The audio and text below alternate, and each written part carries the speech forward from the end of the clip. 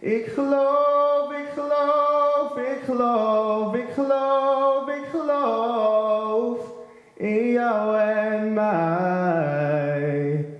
De 20-jarige Tjerk Burema van Kolm mij plaknemen in het koor van The Passion.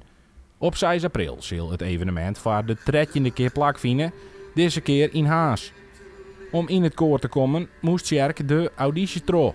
Heb ik eigenlijk alles al geluisterd en toen dacht ik, oh, wat past er mooi bij mijn stem en waarin kan ik goed emotie overbrengen. En toen kwam ik Avond tegen van Boudewijn de Groot en die luisterden mijn ouders vroeger ook altijd heel veel, dus wij kennen het allemaal, in ons gezin kennen wij die wel.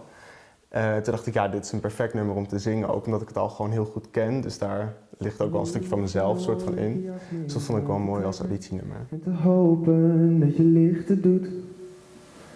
Laat buiten de stormwind weer mij razen in het donker. Want binnen is het warm en licht en goed. Muziekbudget van Tjerk een heel soort. De auditie bij The Passion wie dus een groter stap.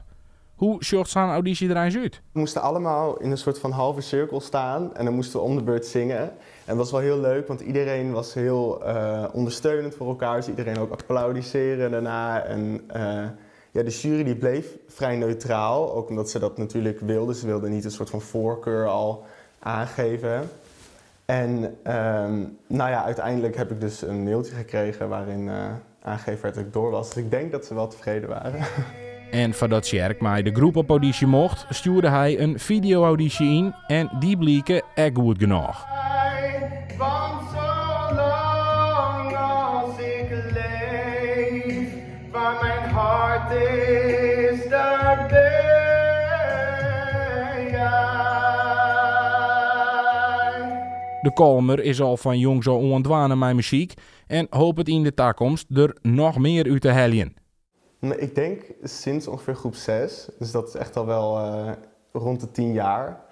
En ik zit nu 9 jaar op zangles, dus ik ben echt al wel een tijdje mee bezig. En ja, ik begin het ook steeds leuker te vinden eigenlijk. En dus echt een beetje de uitdaging erin vind ik heel leuk. Maar ook de manier van emotie overbrengen door melodieën en teksten, dat vind ik heel mooi. Ook om te horen zelf en om te doen. Dat vind ik echt ja, super mooi. And I just can't imagine